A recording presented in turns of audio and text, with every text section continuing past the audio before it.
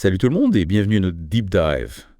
On plonge aujourd'hui dans un sujet captivant, le marché d'échange en Algérie. Ah oui, On va décortiquer ensemble ce système euh, complexe, ouais. en particulier la relation entre le marché officiel et puis le marché informel, c'est Bilarru quoi. C'est un sujet qui suscite beaucoup de questions, Ouais, car il touche à des aspects économiques, sociaux et même religieux. tout à fait. Imaginez vous voulez échanger des euros contre des dinars algériens. À la vente, le taux officiel tourne autour de 140 dinars pour 1 euro.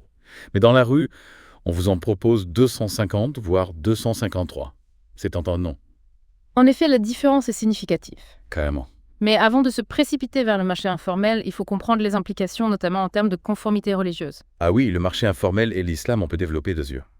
Bien sûr. En islam, le principe de base est d'éviter tout profit injuste. On appelle cela le riba. Oui. Et c'est strictement interdit. Donc l'idée est de protéger les gens d'une exploitation potentielle. Exactement. L'islam encourage une économie plus juste et équitable. Et le riba peut prendre plusieurs formes. Le plus connu est l'intérêt sur les prêts. Par exemple, si vous prêtez 100 dinars et exigez 110 en retour, ces 10 dinars supplémentaires constituent du riba. D'accord. Mais quel est le lien avec le marché d'échange?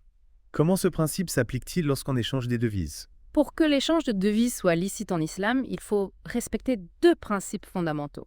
L'égalité en valeur au moment de la transaction et l'immédiateté de l'échange. Donc pas de spéculation sur les taux de change. Exactement. Or, dans le cas du marché informel, la marge appliquée sur le taux de change pourrait être considérée comme du riba.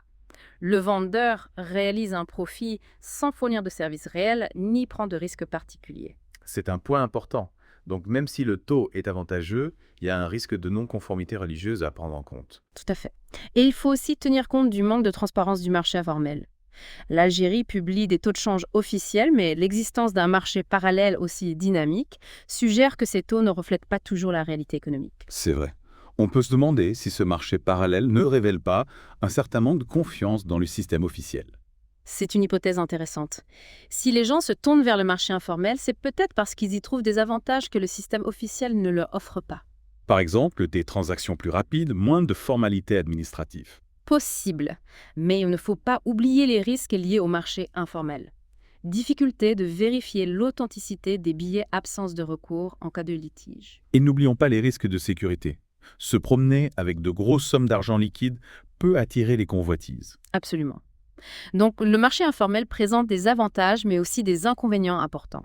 Il faut peser le pour et le contre avant de se lancer. On a donc d'un côté le marché officiel régulé par la Banque d'Algérie qui vise la stabilité et la transparence.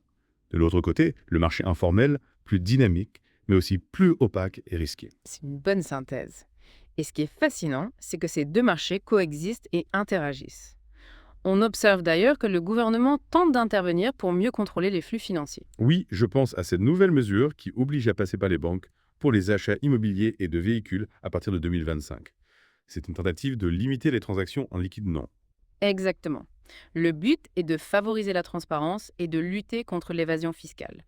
Mais la grande question est de savoir si cela suffira à unifier les deux marchés. C'est un défi de taille. Et comment cette mesure sera-t-elle perçue par la population? Y aura-t-il des résistances? C'est difficile à prédire. Mais ce qui est certain, c'est que cette mesure aura un impact significatif sur le marché des changes en Algérie. On voit déjà se dessiner les contours d'une situation complexe aux multiples ramifications. Avant de plonger plus en profondeur dans ce sujet, on va faire une courte pause. Restez avec nous. Et si l'on parlait de la diaspora algérienne, elle joue un rôle important dans cette dynamique d'échange. Ah oui, c'est vrai. Comment le marché d'échange impacte-t-il la diaspora?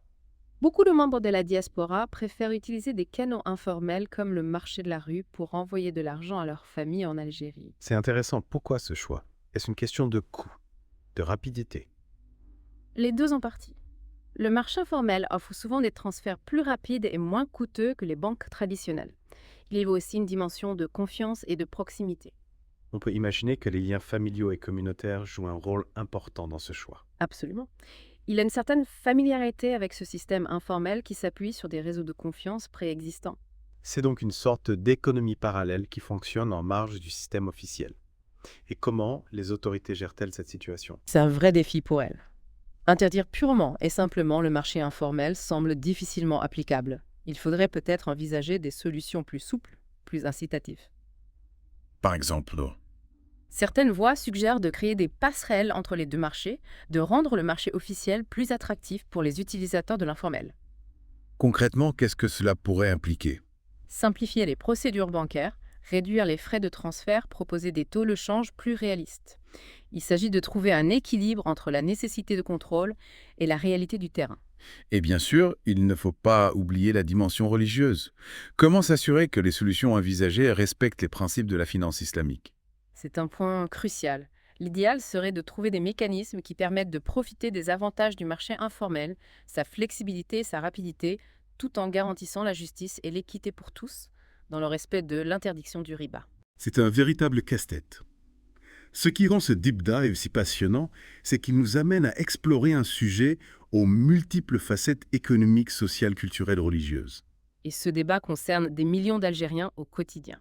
Leurs choix, leurs habitudes, leurs aspirations, tout cela est influencé par le marché d'échange. Alors, si l'on devait tirer quelques conclusions de cette exploration, Je dirais que le marché d'échange en Algérie est un miroir de la société algérienne elle-même. Complexe dynamique en constante évolution. on voit bien que les solutions simplistes ne fonctionnent pas. Il faut une approche nuancée qui prend en compte toutes les dimensions du problème. Exactement. Et surtout, il faut écouter les différents acteurs, comprendre leurs motivations, leurs contraintes. C'est la seule façon de construire un système plus juste et plus efficace pour tous. Notre plongée dans les méandres du marché d'échange algérien nous a permis de mieux comprendre les enjeux et les défis de ce pays fascinant. Mais ce n'est pas fini. Il nous reste encore beaucoup de choses à explorer. Précisément. Préparez-vous pour la dernière partie de notre deep dive où nous allons prendre un peu de recul et analyser les implications plus larges de ce phénomène. Restez avec nous. Pour cette dernière partie de notre deep dive, j'aimerais qu'on prenne un peu de hauteur. On a beaucoup parlé des aspects pratiques du marché d'échange en Algérie, mais quelles sont ses implications plus larges? C'est une excellente question. Le marché d'échange n'est pas qu'une affaire de chiffres et de transactions. Il révèle les rapports de force au sein d'une société. Tu peux nous expliquer, Ella? Prenons la disparité entre le taux de change officiel et celui du marché informel. Cette différence traduit un manque de confiance dans le système économique officiel. C'est vrai que si les gens se tournent vers le marché noir, c'est qu'ils ne trouvent pas satisfaction dans le système bancaire classique.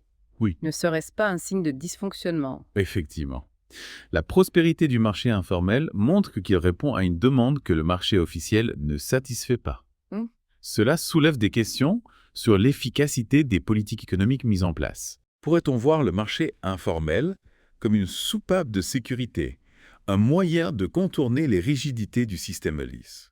C'est une interprétation possible. Mais attention aux simplifications. Le marché informel a ses propres règles et dangers. D'accord. Ce n'est pas une solution miracle. Oui, on l'a bien compris.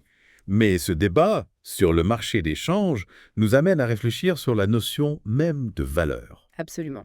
Qu'est-ce qui détermine la valeur d'une monnaie? Ouais.